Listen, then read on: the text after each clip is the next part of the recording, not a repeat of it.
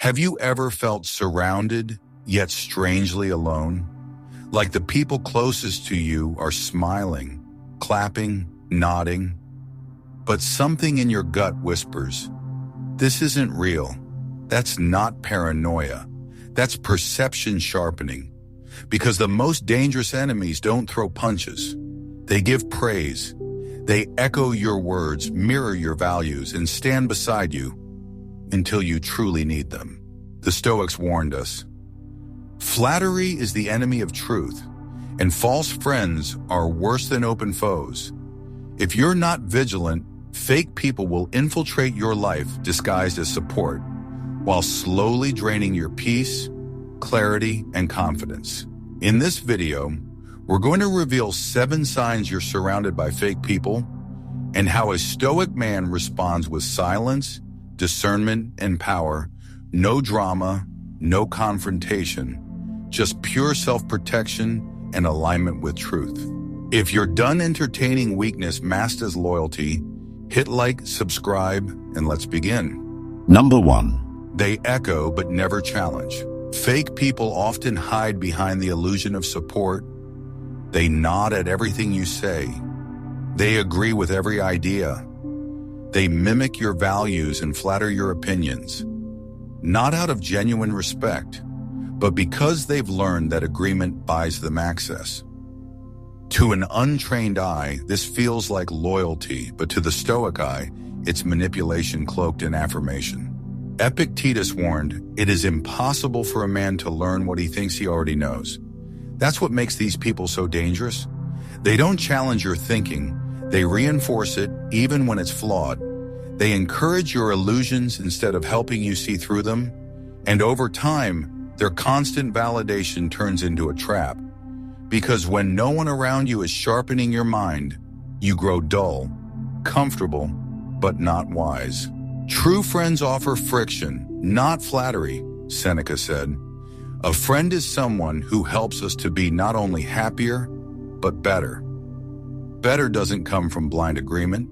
It comes from honest tension, from someone brave enough to hold a mirror to your weakness, not just your strengths. Fake people, on the other hand, offer mirrors that flatter.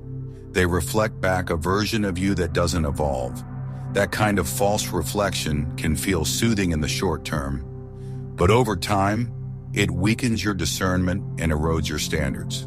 Look at how this plays out in the real world. Steve Jobs, despite being notoriously difficult to work with, valued people who would speak the truth. He once said his model was the Beatles, not because they always got along, but because they balanced each other. They checked each other's egos, they challenged each other's ideas, and in doing so, they became something greater than any one of them alone. Jobs didn't want to be surrounded by copies of himself. He wanted thinkers, disruptors, truth-tellers, because he knew progress doesn't come from a room full of yes-men. It comes from conflict refined by purpose. The Stoic man understands this deeply. He doesn't fear disagreement. He welcomes it, because disagreement sharpens his logic. It tempers his emotions. It forces him to revisit assumptions and upgrade his clarity. So when someone is always nodding, always mirroring, always praising, he doesn't take that as proof of loyalty. He takes it as a warning sign. Why?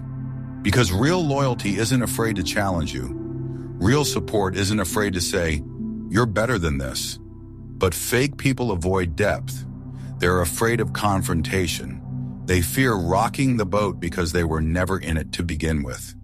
Their goal isn't your growth, it's your approval. And when you stop giving that approval, they vanish. Just like that. Marcus Aurelius once wrote, "If someone can show me I'm mistaken, I will gladly change. For the truth I seek is more valuable than my pride." That's the Stoic posture. It's not about being right. It's about being real. And the men who help you become more real are the ones who don't always agree with you. They push you. They hold the line. They don't echo. They refine. So ask yourself, when was the last time someone in your circle truly challenged you? Not out of ego, but out of care. Not to control you, but to elevate you. If you can't remember, it may be because you've surrounded yourself with people who are more invested in staying close than telling the truth. A Stoic man protects his mind like a fortress. He doesn't confuse agreement with wisdom, and he never trusts a chorus of echoes because he knows the sound of truth is often uncomfortable, but it is the only sound that leads to strength. Now let's move deeper, because the mask of fake people doesn't stop at agreement. Some of them go further, much further, and smile while they quietly chip away at your name. Number 2. They praise you publicly but undermine you privately. Some betrayals are loud, others are surgical. The most dangerous kind of fake person doesn't oppose you. They applaud you, but only when others are watching. They know how to perform support. They repost your achievements, tag you in praise, flash smiles at your success. But behind closed doors, their tone shifts. Subtle criticisms seep through their compliments. Backhanded praise becomes their method. They say things like, "He's really doing well. I just hope it's not going to his head." Or, "She's great, but I wouldn't trust her with too much." These statements don't scream betrayal, but they poison slowly, one seed of doubt at a time. The Stoics were clear. Reputation is external, but character is internal. Marcus Aurelius wrote, "The approval of the crowd is a poor standard. Stoic men don't chase applause. They chase virtue. But the fake person exploits this. They know you're not obsessed with image, so they use your detachment as an opening to shape your image for others. They pretend to support you outwardly while quietly draining trust behind your back. And what makes this betrayal so toxic is how well disguised it is. Because when everyone sees them clapping, no one suspects them of cutting. This behavior is often rooted in insecurity, envy dressed up as admiration. These people don't actually want your downfall. They want your level of influence, your clarity, your self-possession. But they can't build it themselves, so instead of growing, they gossip. Instead of developing character, they dilute yours. They don't attack directly. They erode slowly, like water on stone. Take Oprah Winfrey, a woman who rose from nothing to global influence. Early in her career, she experienced this exact dynamic. Some of the people she thought were friends would celebrate her in public, but express doubts and criticisms in private meetings. She didn't retaliate. She simply outgrew them. She once said, "Lots of people want to ride with you in the limo, but what you want is someone who will take the bus with you when the limo breaks down." Stoic discernment isn't about revenge. It's about repositioning. You don't confront the fake, you stop feeding it. Seneca warned of flatterers, calling them the most insidious of enemies. Because unlike critics, flatterers win your trust, and once they have that trust, they chip away at your foundation while pretending to strengthen it. A Stoic man learns to protect his name not with retaliation, but with silence and subtraction. When you sense someone praising you only for show and see them withdrawing real support when it matters most, don't explain, don't argue, just step back. So how do you identify this type of fake person? Watch what happens when your name is mentioned in a room you're not in. Do they defend you, stay neutral, or do they pivot ever so slightly to make sure their loyalty isn't costly? You'll notice it in their body language, their timing, their silence. Real loyalty defends you when there's no reward.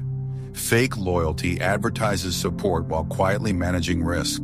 The Stoics taught us to cultivate inner clarity so we're not shaken by external illusion. Marcus Aurelius reminded himself daily, "Never regard something as doing you good if it makes you betray your trust, or lose your sense of shame, or desire something that needs walls and curtains."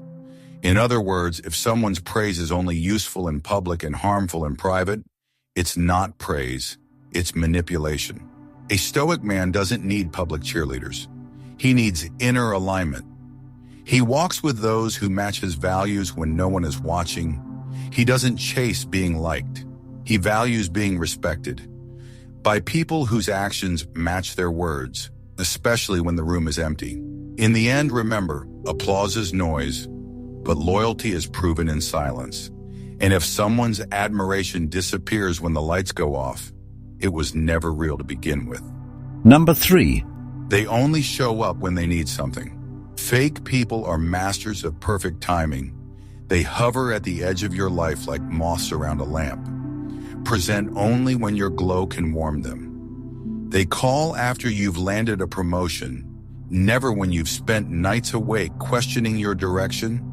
They volunteer help when cameras are rolling, not when heavy chairs need stacking in an empty hall. They don't build the fire, they borrow it, and once they have taken the heat they came for, access to your network, a favor that saves them money, they flutter away, leaving you alone to stoke the coals. Epictetus slices through the sentimentality that blinds us to this pattern.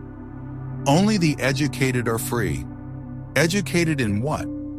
In discerning appearances, a Stoic man trains perception to separate genuine regard from transactional interest. Freedom lies in refusing to become a vending machine for other people's desires. Consider Dwayne "The Rock" Johnson. Before Hollywood knew his name, he carried $7 in his pocket and a parade of friends who vowed, "Call me if you ever need anything." Yet when his early wrestling gigs collapsed and rent went unpaid, the phone stayed silent. Those same voices resurfaced only after his box office success, eager to reminisce and inquire about opportunities. Johnson didn't rage or post lengthy rants. He simply adjusted the gates to his life. He greeted late arriving allies politely, but he never again mistook proximity for partnership. Like a Stoic, he let results sort the real from the opportunistic. And this isn't cynicism, it's clarity. The Stoics never taught us to despise mankind. They taught us to prize self-governance. When you know the weight of your own worth, you don't rent it out for cheap admiration or one-sided requests. You give from overflow, not obligation. Seneca reminds us, a benefit is only well placed if the memory of it endures. Fake people have no memory for favors once they've been cashed in. They insist, "I've always believed in you," while your journal tells a different story. A Stoic man compares words to evidence. If the ledger is empty, he doesn't argue. He quietly balances the account and closes it. Moving from detection to response, remember, you don't need to confront every person who treats you like an ATM. Instead, cultivate strategic scarcity, make your time and help precious, reserve for those who show up when the stage lights are off. Marcus Aurelius wrote, "Men exist for the sake of one another. Teach them or bear with them." Sometimes teaching is as simple as saying no. Other times, bearing is as simple as stepping aside. Here's a practical exercise. When someone reaches out with a request, pause and ask, when did we last exchange something deeper than convenience? If the answer is fuzzy, let the silence stretch. Authentic people bridge that silence with concern, curiosity, or shared memory. Fake people pivot to a new target. Your restraint drags their intention into daylight. Do not fear the solitude that follows boundary setting. Seneca compared friendship to the sun. Better to feel a single ray that truly warms you than 1,000 that scarcely raise the temperature. When you reduce access, you increase clarity. Those who remain are not passengers, they are partners. Finally, guard your spirit from resentment. Fake people are inevitable, but bitterness is optional. The Stoic path is not to distrust everyone. It is to verify everyone by their consistent presence, not their convenient praise. A man anchored in virtue is never lonely. He is simply selective.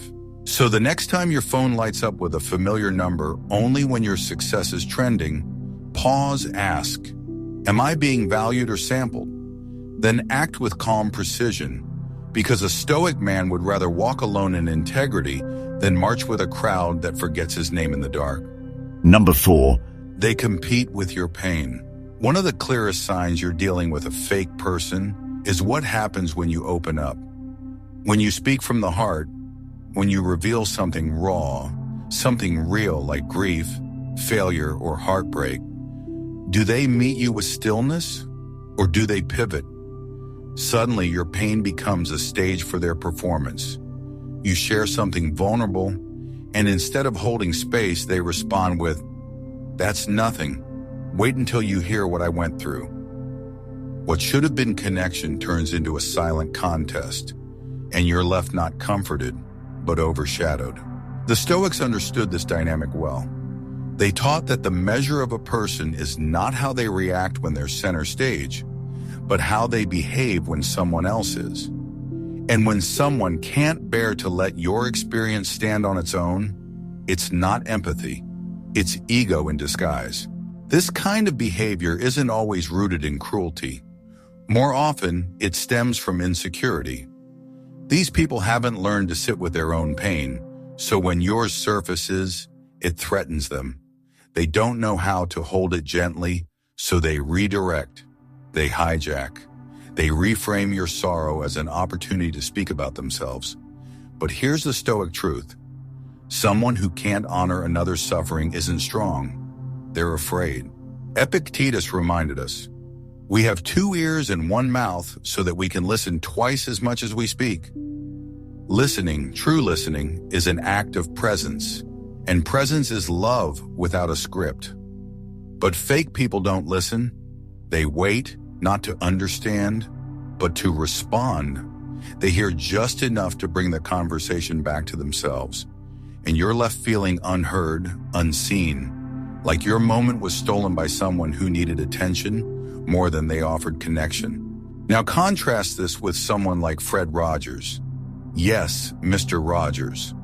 A man whose calm, grounded demeanor held millions of children and adults alike through the most vulnerable moments. He wasn't flashy, he didn't raise his voice, but he knew how to hold space. When someone cried, he didn't try to top their pain. He didn't interrupt, he just sat with it. That is Stoic compassion, not soft, but still, not performative, but deeply human. A Stoic man understands this. When someone opens up, they don't want a solution, they don't need a story, they need presence. A man who can stay rooted in that moment without needing to turn it toward himself is rare. And in that rarity, you find real friendship. So how do you spot a pain competitor? Listen to their pattern. Do they ask thoughtful questions or immediately shift the conversation? Do they offer quiet support or noisy comparisons? And most importantly, do you feel more alone after the interaction than before? If you do, you've just encountered someone addicted to attention, not anchored in care. Seneca wrote, "There is no enjoying the possession of anything valuable unless one has someone to share it with." That includes joy and sorrow. If someone can't share your silence, they won't respect your story. And if they always need the spotlight, your healing will always happen in their shadow. Pain isn't a competition, it's a sacred space. And anyone who tries to outsuffer you is not healing. They're hiding, let them. But don't sit too long in that room. Healing needs light, and fake people, no matter how loud they cry, often block the sun. Instead, watch carefully. When you speak truth, who leans in without needing the last word? Who listens not with noise but with presence? That's who you protect.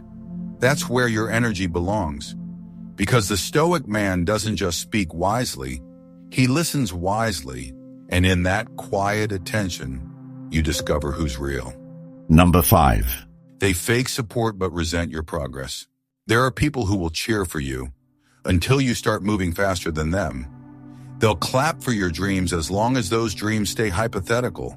As long as you're in planning mode, you're safe. But the moment you begin executing, evolving, and rising, something shifts. Their encouragement starts to feel strained. Their compliments come slower, more rehearsed. Their presence fades, and their energy grows colder. And soon you realize they weren't celebrating you. They were celebrating your comfort zone. Now that you've left it, their support begins to rot. This is one of the most painful truths to accept, that some people don't want you to fail, but they also don't want you to outgrow them. Your growth reflects their stagnation. Your discipline exposes their procrastination. Your evolution becomes a mirror they're not ready to look into. So instead of celebrating you, they begin to distance themselves. Slowly, silently. And they'll often do it with a smile, with casual phrases like, "You've changed," or "Don't forget where you came from." These words aren't reminders, they're warnings. What they're really saying is, stay small so I don't have to stretch. But the Stoic man does not shrink to appease the insecure, Seneca wrote. As long as you live, keep learning how to live. And learning how to live includes learning how to grow beyond the limits others place on you. You're not here to stay the same. You're here to refine, to elevate, to evolve. Real friends will adapt with you. Fake ones will resent your evolution because it leaves them behind, not by force, but by contrast. Take Lady Gaga. When she first rose to fame, many were quick to support her. She was unique, yes, but still accessible. As she evolved musically, stylistically, personally, some of her early supporters started pulling away. They said she was too much, that she had changed, but she didn't retreat. She didn't tone herself down to reclaim their approval. She expanded. She committed to her vision. She understood a hard truth. When your light grows, the shadows get louder. But shadows don't deserve explanations. They deserve distance. And that's what Stoicism teaches us. Detachment, not from people entirely, but from their expectations, Marcus Aurelius wrote. Never esteem anything as of advantage to you that will make you break your word or lose your self-respect. That includes relationships. If someone's support disappears the moment you step into your power, it was never real support. It was conditional, a contract based on your compliance, not your character. So how should you respond? Not with bitterness, not with arguments, with clarity. You stop asking people to understand your path when they're committed to misunderstanding it. You stop explaining your growth to those who benefit from your confusion. And above all, you stop dimming your light just to make others feel warm. A Stoic man walks with conviction. He doesn't measure the quality of his path by the number of people cheering. He measures it by the peace in his chest and the integrity in his steps. And if that path means walking alone for a while, so be it. Because solitude and truth is better than companionship and resentment. You are not abandoning people when you grow. You're abandoning the illusion that they ever truly supported your becoming. If they fall off when you rise, let them. You didn't lose them. You lost the weight you weren't meant to carry into the next version of yourself. So the next time someone says, "You've changed," don't shrink, smile, because change is the evidence of life, and growth is the quiet rebellion of a man who refuses to stay small. Number 6. They mirror you to manipulate you. Fake people don't always reveal themselves through conflict. Some of them operate through imitation. They study your speech, copy your interests, agree with your views. Not out of genuine connection, but as a tactic. They mirror your behavior to gain access, to earn trust quickly, and to position themselves as just like you. And in the beginning, it feels good. It feels familiar. But over time, something begins to feel off because the connection lacks soul. It's not built on truth, it's built on reflection. You're not bonding with another person, you're bonding with your own projection. The Stoics taught us to value authenticity over harmony. Epictetus said, "If you want to improve, be content to be thought foolish and stupid." That statement is a weapon against manipulation. Because manipulators rely on your desire to be understood, they pretend to understand you perfectly so that you lower your guard. But a Stoic man would rather be misunderstood in truth than praise through illusion. These people are shapeshifters. They become who they think you want them to be. They laugh at your jokes, mimic your energy, even adopt your passions. And then once trust is established, they begin to steer the dynamic. They use that early mimicry as leverage to influence your choices, extract favors, or worse, to gradually alter your boundaries. This isn't friendship, it's psychological sleight of hand. Consider the story of Amy Winehouse. In her early career, she attracted many admirers, some genuine, many not. People mirrored her rebellious image, her free spirit, her raw honesty. But a few of those closest to her weren't reflections of support. They were projections of control. They knew how to speak her language, but not how to respect her soul. And over time, those blurred lines contributed to the erosion of her center. Her story is a haunting example of what happens when charm replaces character in someone's inner circle. The Stoic path teaches us to prioritize essence over appearance. Marcus Aurelius wrote, "The soul becomes dyed with the color of its thoughts." When someone's actions consistently shift to match the room, it reveals a lack of center, and people with no center are dangerous. Not because they're loud, but because they're fluid.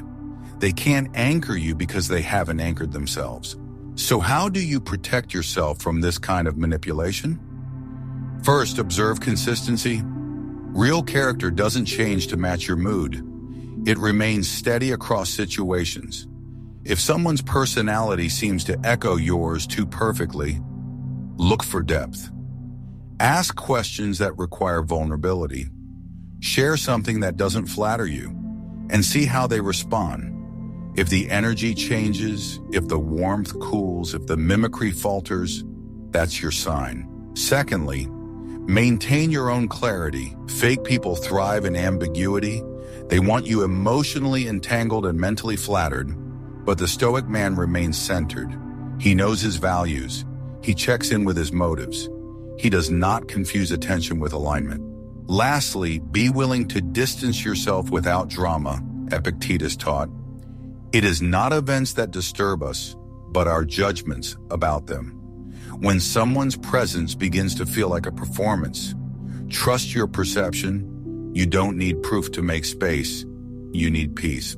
So the next time someone feels too aligned, too agreeable, too fast, pause. The strongest manipulation often hides in the smoothest reflection, and if the only thing connecting you is how well they reflect you, it's not a bond, it's a trap waiting to tighten. A Stoic man doesn't chase compatibility. He cultivates clarity, because what looks like harmony in the beginning can turn into control by the end. And true power lies not in how alike someone seems, but in whether they can stand beside you without needing to become you. Number 7, they disappear when you need depth. Some people are always around until it matters, until things stop being light, entertaining, and easy. You'll notice that when you're celebrating, they're the first to show up. When you're shining, they want a seat at the table. But when the lights go off, when grief enters the room or struggle lingers, they vanish.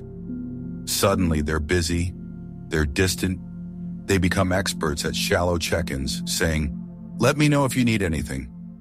While doing nothing, they are present for your highlight reel, absent for your behind the scenes. This absence isn't always intentional. Often, it's a reflection of emotional immaturity. Fake people avoid emotional gravity. It's not that they're incapable of caring. It's that care requires effort, presence, and silence. It requires sitting with you without needing to fix you. But shallow people thrive on movement, stimulation, distraction. Depth threatens them. So when your pain asks for stillness, they offer excuses. When your soul needs to be seen, they scroll. And slowly you begin to realize they were never really with you.